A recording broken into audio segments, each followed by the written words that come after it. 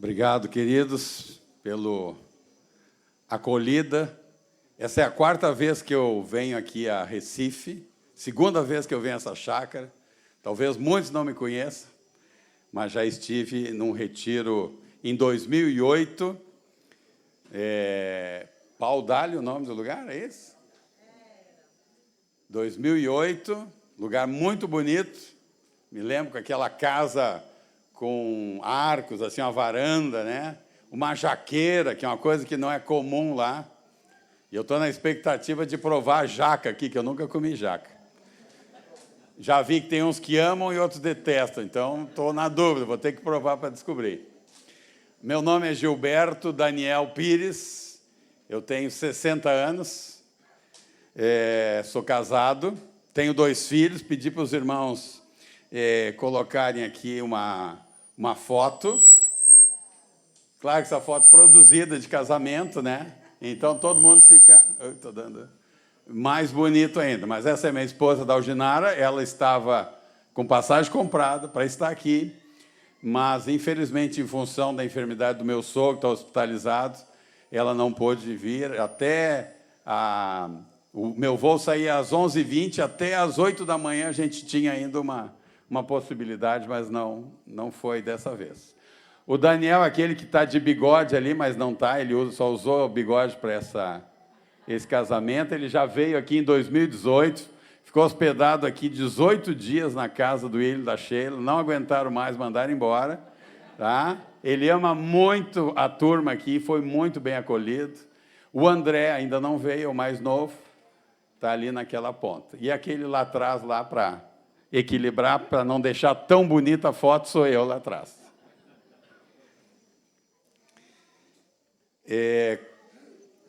Hoje, realmente quero fazer uma pequena introdução da palavra e fiquei muito feliz que os irmãos se dispuseram a ler o livro de Atos. Espero que muitos tenham lido, ou todos, ou pelo menos uma parte.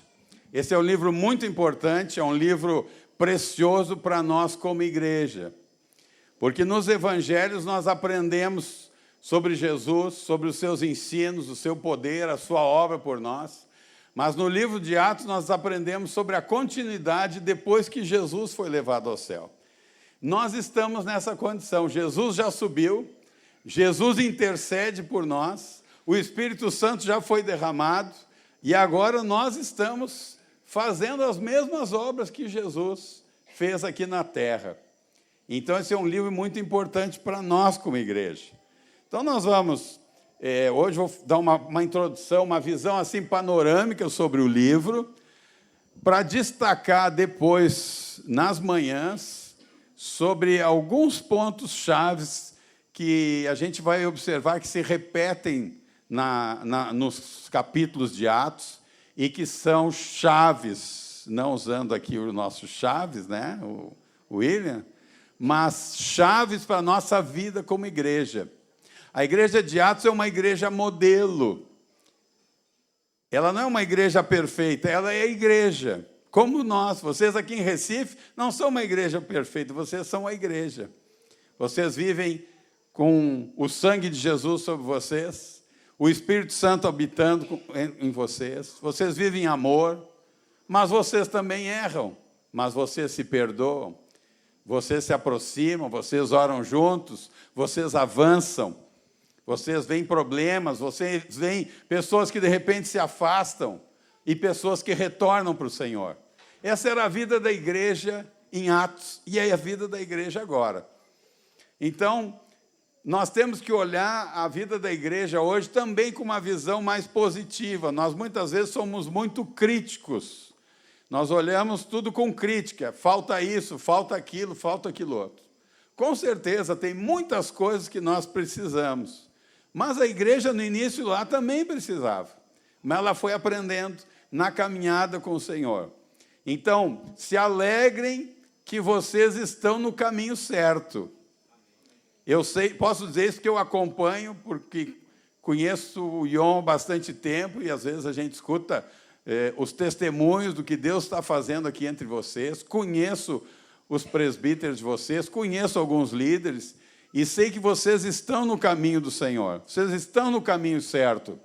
Então, as lutas, as dificuldades, não é desaprovação, faz parte e vai fazer parte até o fim. Mas nós vamos prosseguir corrigindo, acertando, nos humilhando quando nós erramos, pedindo perdão quando a gente ultrapassa o limite. Isso vai ser a vida da igreja. Nós não podemos ser daqueles que nos escandalizam toda hora com as dificuldades, com a fraqueza de algum, com uma palavra indevida de outro. Nós temos que ser a igreja que acolhe, que abraça, que ama, que perdoa, que anda mais 1 milha, 2 milhas, 3 milhas, e quantas milhas forem necessárias. Amém?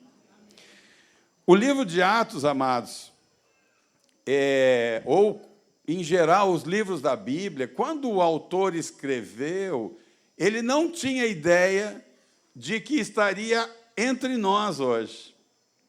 Por exemplo, vou pegar um livro bem simples, livro de Filemão, aquela carta que Paulo escreve para Filemão, porque Paulo encontra um escravo fugido do Filemão chamado Onésimo. E esse rapaz, entendo que é um rapaz, se converte, esse escravo, e ele então, certamente Filemão perdeu aquele escravo, um fugido, e Paulo escreve uma carta que envia pelo próprio Filemão para dizer, olha, o Filemão agora está com Cristo. Onésimo, obrigado. Pode me corrigir em tudo que eu trocar os nomes aqui, tá? E se eu disser uma coisa que o pessoal de Pernambuco não entende, também me avisa, que é linguagem do Sul. E se eu disser uma coisa que lá é bom e aqui é ruim, também me diz, tá? Tem uma palavra que lá no Rio Grande do Sul, que é parrudo. Parrudo, para nós, é um cara fortão. E eu sei que lá no Amazonas é um cara fraquinho. Então, a gente tem que cuidar com a palavra que usa, né? Então, quando aquela carta... Paulo está escrevendo uma carta para uma pessoa que ele conhece para devolver o Onésimo, dizendo que ele é convertido, dizendo que antes ele foi inútil, mas agora ele vai se tornar útil. E Paulo usa esse jogo de palavras porque Onésimo quer dizer útil. Ele agora vai ser útil, agora ele é de Jesus. Nunca, me imagino eu, que Paulo nunca pensou que isso chegaria a nós aqui. Mas essa foi tão inspirada pelo Espírito Santo, essa carta, e ela é tão importante para nós, que ela está aqui, na Bíblia. É um livro inspirado, uma pequena carta. É um capítulo só, poucos versículos, mas ela é importante para nós. É como restauramos relacionamentos, é como Cristo pode restaurar relacionamentos e tornar aqueles que eram inúteis antes em pessoas úteis agora em Cristo Jesus. Da mesma maneira, cada livro da palavra, ele foi escrito com um objetivo. O autor, ele prepara aquele livro com um objetivo. Ele quer atingir um determinado público, uma determinada pessoa. Paulo escreve para Timóteo, escreve para Tito. Ele escreve cartas pessoais, mas chegaram até nós. E Lucas, ele é autor de 2 livros da Bíblia. O Evangelho de Lucas e o livro de Atos. É praticamente uma continuação. É como se fossem 2 livros em 2 partes. Lucas é o único autor da Bíblia que não é judeu. Ele é grego. Ele se converteu ao Senhor, possivelmente ele era de Antioquia, onde foi a primeira igreja que não era de judeus, onde Paulo, Barnabé ministraram lá. E ele era um médico, né? Paulo chama ele de médico amado. Então, tem algum médico aqui entre nós? Não vi se tem lá atrás? Só estudando. Mas quem está estudando é um médico amado do Senhor. Amém? Tem um livro muito famoso, uma mulher que escreveu, americana, chamada Médico de Homens e de Almas, sobre a vida de Lucas. É uma biografia muito famosa, muito pesquisada e muito famosa. Taylor Caldwell se chama a autora, já deve falecida há muito tempo. Então, quando ele escreve esses 2 livros, ele dirige esses 2 livros para uma pessoa também. São 2 livros longos, né? Imagina, especialmente para aquela época, escrever Lucas, que tem 24 capítulos, mais Atos, que tem 28, para uma pessoa. Lucas, possivelmente, também não estava pensando em atingir chegar até nós. Mas o Espírito Santo está pensando. Então, muitas coisas que nós fazemos no Senhor, nós enxergamos só 1 metro na frente. O Espírito Santo está enxergando séculos na frente. Então, quando Paulo fica sempre fiquei pensando, Paulo fica na prisão, para que um homem de Deus daqueles vai para a prisão tanto tempo? Porque ele precisava escrever as cartas. Imagina, o Paulo era meio ion, assim, né? Um homem ativo, um homem, né? Se não desse uma parada, ele não ia escrever carta. E se não tivesse escrito as cartas, não chegariam a nós. E nós não seríamos tão abençoados como nós somos pelas cartas de Paulo. Então, nós temos que entender o mover do Espírito Santo, a velocidade do Espírito Santo, a direção do Espírito Santo, que muitas vezes é diferente da nossa, e nós custamos a entender. Mas vamos nos submeter ao Senhor e entender, Senhor, seja feita a Tua vontade. Nos dias que Lucas escreve, nos dias de Jesus, dia dos apóstolos, é o período que há um império dominando, o Império Romano. Ele conquistou uma grande quantidade de países hoje, que seria uma parte da Europa, parte da Ásia, parte da África. Ele dominou muitas regiões. E, nesse momento, eles conseguiram manter uma paz. Ele chamava Pax Romana. Tudo estava estabelecido, tudo estava bem, os exércitos dominavam qualquer rebelião. Para vocês imaginarem, naquela época, a população deles do Império Romano todo variava de 70 a 100 milhões de pessoas. O Brasil tem 210. Seria entre 3 vezes ou 2 vezes e pouco. O Brasil seria maior, o dobro, né? No mínimo o dobro do que era o Império Romano. Estava espalhado em toda aquela região e havia desses 70, 100 milhões de pessoas, 50% eram escravos. Imagina a força do exército que oprimia, né? Ninguém conseguia se rebelar, e a maioria dessas pessoas estavam trabalhando nas fazendas, né? Nas partes mais rurais. Mas o Império Romano dominava por tudo, construiu estradas que ligavam várias regiões. Isso foi uma preparação, inclusive, para a vinda de Cristo, para a chegada do Evangelho. Se tornou fácil acesso, era relativamente seguro, porque o exército romano controlava. E desses 70, 100 milhões de habitantes do Império Romano, de 3 a 8 milhões eram judeus, tinha muito judeu. E eles estavam espalhados no Império Romano. 1/3 dos judeus estavam lá em Israel, que seria hoje Israel.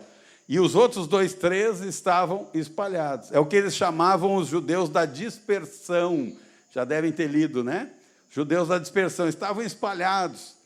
Muitos já haviam saído há muito tempo, tinham filhos, netos, que nem falavam mais a língua de Israel, que eles usavam o aramaico. Alguns sabiam o grego e outros sabiam só aquela língua daquela região deles.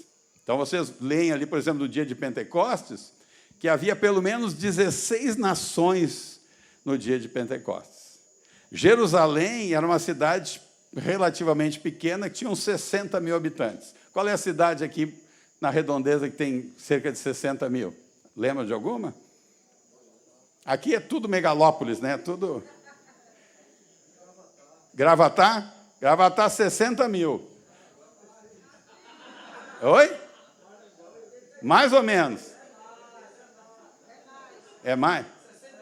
Ah, tá bom, mais ou menos, mais ou menos. Tá? O pessoal de Gravatá aí tá... Só que é o seguinte, no Pentecostes, gente, Imagina uma cidade de 60 mil, ou então como Gravatá. Gravatá deve ter uns 100 mil, pelo menos. Tá? E aí chegavam desses países todos de 125 a 500 mil pessoas. É como o retiro aqui. Tem esse grupo aqui, que hoje tem o quê? 250? Pouco menos, 200. E amanhã chegasse mais 10 mil pessoas aqui. Então, o dia de Pentecostes estava lotado.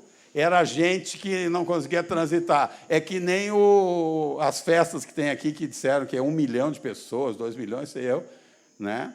numa linha reta. Não é em linha reta? Não? É em curva? Como é que é? Não vou começar a falar que vocês vão achar que eu entendo do carnaval. Não entendo nada, não. Então, vinha todas aquelas pessoas, e por isso que o dia de Pentecostes foi tão marcante. Deus usou o dia de Pentecostes, porque ali também, ao estarem reunidos em função da festa dos judeus, Deus usou para levar o evangelho para muitas nações. Deus é muito sábio, né? O diabo está indo, Deus já foi e voltou 1 milhão de vezes. Então, o Senhor preparou todas as coisas. Então, quando o Lucas escreve o Evangelho de Lucas e o livro de Atos, ele tem um objetivo. Ele escreve para um homem chamado Teófilo. Esse nome quer dizer amigo de Deus. Então, alguns chegaram a pensar que seria um nome fictício, uma pessoa que está interessada nas coisas de Deus. Ele quis escrever um livro para qualquer pessoa que lesse. Mas é muito possível que não, que, na verdade, seja uma pessoa real, porque ele usa essa expressão, excelentíssimo Teófilo. E nós vemos em Atos, vocês devem ter lido, que tem 2 outros personagens que são chamados assim, Félix e Festo. Os 2 são chamados de excelentíssimo. Eles são procuradores, eles são governantes dos romanos, são autoridades que tinham poder, inclusive, de julgar. Então, Teófilo possivelmente era uma autoridade, talvez o juiz que fosse julgar o Paulo. Mas muitos escritores têm entendido que ele era o advogado de defesa do Paulo. Que Lucas estava dando um relato para que aquele advogado preparasse a defesa de Paulo diante, lá do Império Romano, diante de César. Lembra que ele está lá em Cesareia, começam a pressionar ele, tu não quer ir para Jerusalém para ser julgado? Ele disse, eu não tenho nada para ser julgado lá, então apelo para César. Quiseram mandar ele se livrar do Paulo, né? Porque daí iam matar ele em Jerusalém, então apelo para o César. Que o Senhor já tinha dito para ele que importava ele estar em Roma. E o Paulo usou dos recursos de ser cidadão romano para fazer a vontade do Senhor. Ele, então, finalmente vai ser levado para Roma, mas ele fica 2 anos em Cesareia, que é o momento em que se entende que Lucas escreveu o Evangelho de Lucas, porque diz que ele fez uma pesquisa. Ali em Jerusalém tinha muita gente. Possivelmente contatou com Maria, mãe de Jesus, porque ninguém fala do nascimento virginal de Jesus como Lucas. E ele era médico. A linguagem de de Lucas, é de um médico em alguns relatos.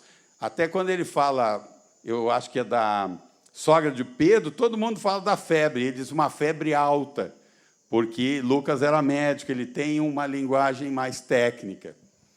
Então, possivelmente, e não estou dizendo que isso é 100% isso, e nem vamos poder discorrer para demonstrar essa teoria, mas é possível que Lucas está escrevendo para alguém que seria o advogado de defesa de Paulo. Porque é interessante que o nome do livro é Atos dos Apóstolos. Mas os apóstolos que são citados no livro de Atos são poucos. Os 12 só aparecem no capítulo 1, diz o nome de todos eles lá, e escolhe, inclusive, o Matias no lugar do Judas.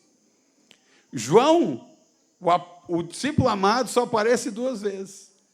Uma quando curam o coxo na porta do templo, e quando eles vão em Samaria para orar para que viesse o Espírito Santo sobre os samaritanos. Tiago só aparece quando matam ele.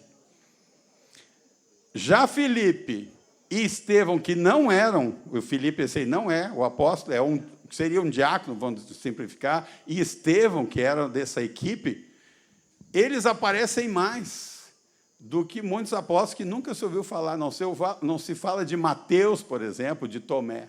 Mas nós sabemos, pela história, que eles foram usados por Deus em muitos lugares. Evangelizar lugares como a Índia. Mas o foco de Lucas não é fazer uma história completa da igreja, até porque ele não está em contato com eles, ele está com Paulo. Ele está trazendo um relato de Paulo.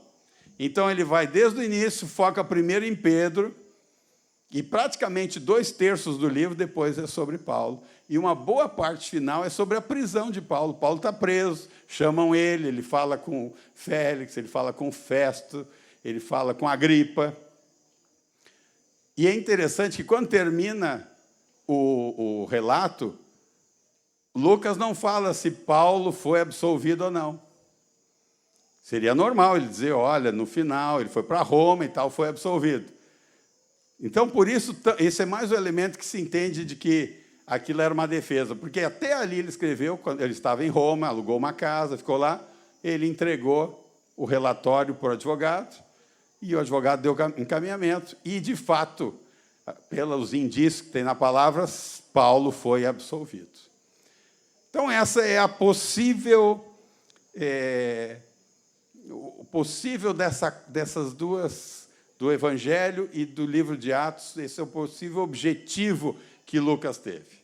Mas o Espírito Santo teve um objetivo ainda muito maior. O objetivo dele foi chegar nas gerações todas, tanto um evangelho que focou na salvação de todos os homens, porque Lucas era grego, os judeus sempre focavam muito nos judeus, né? Então, Mateus fala muito direcionado para os judeus, mas, sendo grego, Lucas escreve um evangelho direcionado para todos nós. Nós somos gentios, nós somos estrangeiros, nós somos não-judeus. Então, o Evangelho de Lucas, para nós, é muito importante, porque é a linguagem nossa. Nós não somos judeus. Não vou nem perguntar se tem alguém circuncidado aqui, para não precisa dizer, né? Não somos, a maioria, pode ser que tenha um judeu, outro aqui, mas Lucas nós nos identificamos. Ele era um grego, e nós somos também aqueles que não são judeus. E o livro de Atos é um livro que traz verdades eternas para a vida da igreja. Então, a partir de amanhã, nós vamos trabalhar algumas dessas verdades em cada uma das palavras. Para fechar essa parte da noite, eu quero mostrar para vocês como o Lucas ele era um médico, ele era, de certa forma, um historiador, um homem de uma mente muito organizada. Ele escreve esse livro com muita pesquisa, com muita clareza e muita organização. Uma das coisas que ele procura demonstrar é que Pedro e Paulo, eles representavam a mesma igreja. Muitos, naquela época, poderiam, e chegou a ter, né, o próprio Paulo escreve, diz assim, uns querem ser de Paulo, outros de Cefas, outros, que era o Pedro, outros de Apolo, querendo dividir a igreja. Lucas escreve fazendo uma comparação entre Paulo e Pedro. Várias coisas que Pedro faz, Paulo também faz. Vocês lembram lá no Antigo Testamento, Elias e Eliseu? Elias fez um milagre, normalmente Eliseu fazia 2. Elias ressuscitava 1, Eliseu 2. Mas aqui é um paralelo para mostrar que o mesmo evangelho que nasceu dentro do judaísmo, agora com Paulo, continuava sendo o mesmo evangelho. Isso era importante para os romanos entenderem, porque os romanos eles protegiam o judaísmo. Era uma religião que era aceita pelos romanos. Mas, se não fosse bem explicado, poderia, então, ser considerado algo completamente diferente. Então, ele faz um paralelo entre Pedro e Paulo. Então, Pedro prega para os gentios e para os judeus. Quem é que leu aí? Quem é que abriu a porta do evangelho para os judeus? Pedro ou Paulo? Pedro. Lembra de Pedro na casa de Cornélio? Cornélio. Então, né, ele abriu a chave para que eles pudessem crer. Mas ele pregou muito para judeus. Saulo, ou Paulo, todas as vezes que ele ia numa cidade, o primeiro lugar que ele ia, qual era? Na sinagoga. Ele entrava na sinagoga, quem é que tinha dentro da sinagoga? Judeu. Pregava para os judeus. Quando os judeus corriam ele ia para os gentios. Então, ele tentou de todas as formas alcançar os judeus. Quando não conseguia, ou conseguia em parte, ele se voltava para os gentios. Vocês lembram que Pedro curou um coxo de nascença, lá em Atos 3. Paulo também curou um coxo de nascença. Eu acho que é em Listra.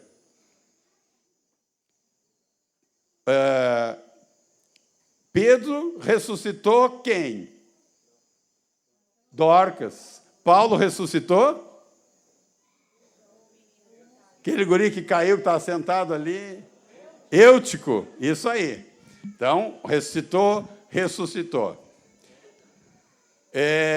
Eles tinham meios extraordinários de curar. Como é que o Pedro curava de muitas formas? Mas tinha uma especial. A sombra. Imagina o seguinte, ó. Eu estou aqui, está a minha sombra. Todo mundo ia ficar desse lado aqui. Ninguém queria ficar. Aqui era livre. Todo mundo, se eu fosse o Pedro, passava aqui e ia curando. Imagina que benção, que fila não ficava para pegar a sombra do Pedro. E Paulo, como é que era o meio extraordinário que Paulo curava? Pelo lenço, as vestes. Você pensou que maravilha?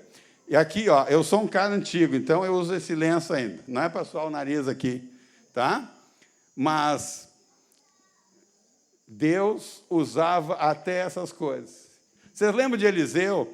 Eliseu morreu, foi enterrado, e um dia eles tinham um enterro, já estava lá os ossos já do Eliseu. Está indo enterro, preparando para colocar o morto dentro daquela cova de Eliseu.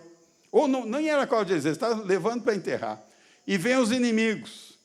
A turma se apavora e joga o morto na cova do Eliseu. O que acontece? Ressuscita! Eu acho que os inimigos correram tudo, né? E terminou o enterro.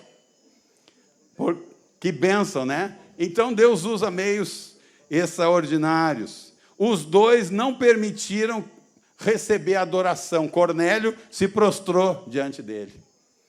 Quando ele cura, o Paulo cura lá o coxo, lá em Listra, eles também viam, os deuses vieram entre nós, né? Baixaram, se tornaram homens para estar entre nós e queriam fazer sacrifícios. Não façam isso, é para isso que nós estamos pregando o evangelho para vocês. É para vocês se afastarem dessas coisas. Estão vendo? Várias coisas que Pedro fez, Paulo fez. Lucas está mostrando o quê? O evangelho não pode ser dividido. Não é só para os judeus, não é só para os gentios, é para os judeus e para os gentios. Deus usa Pedro mais para os gentios, para os judeus, mas também para os gentios. Deus usa mais Paulo para os gentios, mas também para os judeus. É uma igreja só. Ali foi guardado também, essa palavra é uma palavra guardada para nós não nos dividirmos as nossas preferências. Amém? Vamos nos manter unidos no Senhor? Amém. Para concluir, quero que vocês abram comigo 5 versículos de Atos que mostram que Lucas ele tinha uma mente muito organizada e ele escreveu o livro dele em seções, em partes. A igreja, o livro vai crescendo, o evangelho vai crescendo em regiões. É como se o evangelho, lá no dia de Pentecostes, aqui tem alguma lagoa, algum açude, já jogaram uma pedrinha assim, não vai formando aquela, não sei como é que chama, aquela ondinha, e vai ampliando. né? Foi mais ou menos isso que aconteceu. Em Pentecostes foi lançada a pedra. Cristo é a pedra. E aquilo foi se expandindo para muitos lugares. A primeira parte é em Jerusalém. Os apóstolos estão em Jerusalém. Muitos deles, a maioria deles era da Galileia, mas Jesus disse ficar em Jerusalém até receber a promessa do Pai. E ali começam o dia de Pentecostes, pessoas se salvam, se convertem, a igreja está unida, está andando, tudo está acontecendo em Jerusalém. E aí nós encontramos o texto de Atos 6:7, que encerra essa fase. Diz assim, Atos, capítulo 6, versículo 7. Crescia a palavra de Deus, e em Jerusalém se multiplicava o número dos discípulos.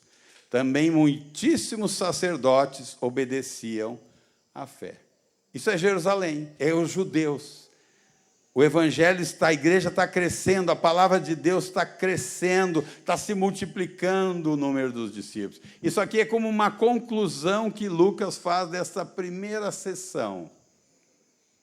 Mas, quando vem a perseguição, Estevão, a partir do capítulo 6, Estevão prega, né? A história de Estevão está no capítulo 6, capítulo 7, quando Estevão prega e depois ele é morto, no início do capítulo 8 vai dizer que houve se levantou uma grande perseguição contra a igreja. E todos os discípulos saíram de Jerusalém, exceto os apóstolos. O João Nelson, lá de Porto Alegre, dos presbíteros, ele sempre diz que o cumprimento de Atos 1:8 é Atos 8:1. Jesus disse, serei minhas testemunhas, tanto em Jerusalém, como em toda a Judéia e Samaria, até os confins da terra. Ali estavam em Jerusalém, Jerusalém, Jerusalém. Daí o que o Senhor faz? Vem um momento que expulsa todo mundo, e em função de todos sair, todo mundo tem que sair de Recife agora, e Olinda. Começa a ir para o interior, vai para Gravatá, lá que já tem 150 mil agora, né? Está crescendo. E agora, vamos ver Atos 9:31. O que diz? A igreja, na verdade, tinha paz por toda a Judéia, Galileia e Samaria, edificando-se e caminhando no temor do Senhor, e no conforto do Espírito Santo, crescia em número. Ou seja, não é mais só Jerusalém, agora é Judéia, que Jerusalém é uma cidade, Judéia é uma região, Samaria é outra região, Galileia lá no norte, outra região. Então, agora, não só Jerusalém recebeu, e a igreja cresceu, a palavra cresceu, o número de discípulos cresceu, mas agora se expandiu. Não é uma cidade só, não é só Recife, não é só Olinda, agora foi para todo Pernambuco. Tá? Judéia, Samaria, Galileia, Recife, Caruaru e o Agreste lá. Agreste é o último? Tem mais algum? Sertão, né? Chegou lá. Estão entendendo? Estão vendo como o Lucas escreve? A igreja está crescendo, está avançando. Há lutas, há perseguições, há dificuldades, até conflitos, que nós talvez consigamos ver essa parte, mas a igreja está, o resumo sempre, cresce, avança. Ok. Aí nós temos a casa de Cornélio, né? Que é a porta do evangelho é aberta aos gentios, capítulo 10, mas no capítulo 11 nós vamos ver que alguns judeus chegaram a Antioquia da Síria, não era mais Israel, e pregaram para os gregos. Os gregos ali escutaram o evangelho, e a primeira igreja que não era de judeus está nessa cidade, mais ao norte lá de Israel, que é Antioquia.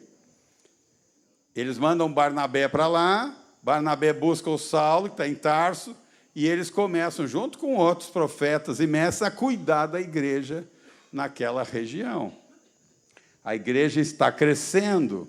Atos 12:24 é o resumo agora da igreja chegando a Antioquia, chegando aos gentios. O que diz Atos 12, 24? Entretanto, a palavra do Senhor crescia e se multiplicava. Vocês estão vendo que sempre cresce, sempre está crescendo em extensão e em crescimento em número, crescimento em palavra, crescimento em qualidade. Depois, capítulo 13, começa o ministério de Paulo e Barnabé, o ministério apostólico. Eles vão para começar a andar em vários outros lugares, especialmente na região da Ásia. E eles passam por aquelas cidades, depois eles voltam, constituem os presbíteros, finalmente voltam para Antioquia. E no capítulo 16, vem de novo um resumo, 16:5. Diz assim: assim as igrejas eram fortalecidas na fé e dia a dia aumentavam em número. Agora, não é só mais Jerusalém, a cidade, não é só mais Israel, Judeia, Samaria e Galileia, não é só mais tudo isso e mais Antioquia, mas agora já alcança o que chamavam de Ásia Menor, está ampliando, está crescendo. E no capítulo 16, eles querem ir para a Ásia. Paulo e Silas estão se preparando para ir para a Ásia, junto com Timóteo, e nós vamos ver que a partir dali Lucas está junto. Mas diz que o Espírito Santo não permitia que eles fossem para a Ásia. Então eles decidiram para um outro lugar chamado Bitínia, mas o Espírito Santo impediu. Aí eles ficaram, não diz o que aconteceu, mas algum problema houve. Então, durante a noite, Paulo tem uma visão. E aí o que aparece na visão? Quem lembra? Um varão macedônio, que diz: passa a Macedônia e ajuda-nos. Macedônia, gente, é perto, a região ali que fazia Grécia, é parte da Europa. Até ali, a Europa não havia chegado o Evangelho. O que o Espírito Santo está fazendo? Deu por aqui, Paulo, contigo. Agora vamos avançar.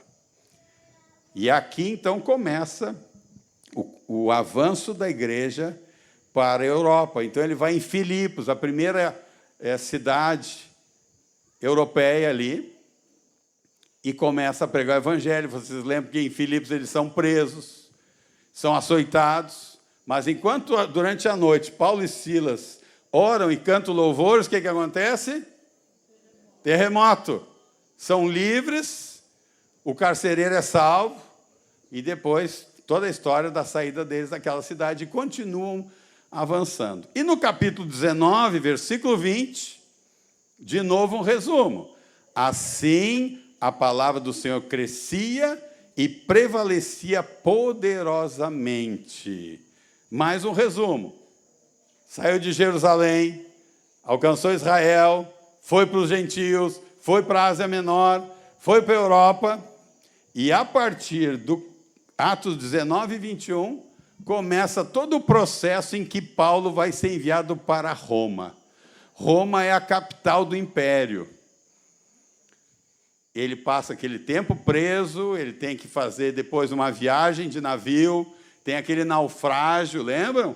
Tudo Lucas vai relatando, até que o último lugar que Paulo é relatado por Lucas, que está em Roma. Então, abram comigo Atos 28, versículo 31. Ou alguém, eu estou com uma versão, não estou lendo a versão da minha Bíblia, porque eu estou com uma versão diferente. Eu quero ler nessa aqui. Então, alguém leia o 30 e o 31 bem alto para nós aqui. Atos 28, 30 e 31. Pode ser a atualizada, uma coisa assim. É que eu estou com a corrigida e fiel aqui. Deu? Ok. Ah, tá, entendi. Ok.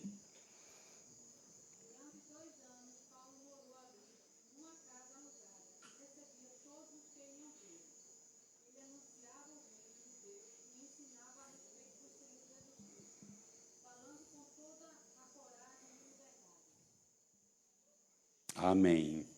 Na minha, no final, diz: pregando o reino de Deus e com toda intrepidez, sem impedimento algum, ensinava as coisas referentes ao Senhor Jesus Cristo. Então, o evangelho que saiu lá de Jerusalém, lá daquele lugarzinho pequenininho, com 60 mil pessoas, passou por Gravatá e já está em Roma, né? Aqui não fala, na conclusão, que a igreja crescia, mas diz que Paulo falava com liberdade, estava crescendo, Roma estava recebendo. A gente vai saber depois, nas cartas de Paulo, que a guarda pretoriana foi evangelizada pelo Paulo. Então, o evangelho está crescendo. Assim é que deve acontecer com a igreja. Cada avanço pode levar 1, 2, 3, 4, 5 anos, mas a conclusão vai ter que ser: crescia a palavra do Senhor e se multiplicava o número de discípulos. A igreja tinha paz, a igreja crescia em número. Deu para entender? Então, isso é para a gente ter uma ideia do livro de Atos. Mas amanhã nós vamos entrar realmente nos pontos chaves. Esse crescimento da igreja, ele passa por alguns aspectos muito importantes que estão revelados no livro de Atos. Vocês, como igreja, estão crescendo, vão crescer mais, mas nós precisamos aprender mais sobre algumas verdades para que a igreja aqui continue crescendo em qualidade, em quantidade e em unidade. Amém? Que o Senhor nos abençoe. Que o Senhor ministre nosso coração nessa noite e que o nosso coração esteja aberto para receber do Senhor as verdades que Ele tem revelado já há mais de 2000 anos e que nós precisamos, ou há 2000 anos, cerca de 2000 anos, que nós precisamos receber nesses dias e colocar em prática. Amém?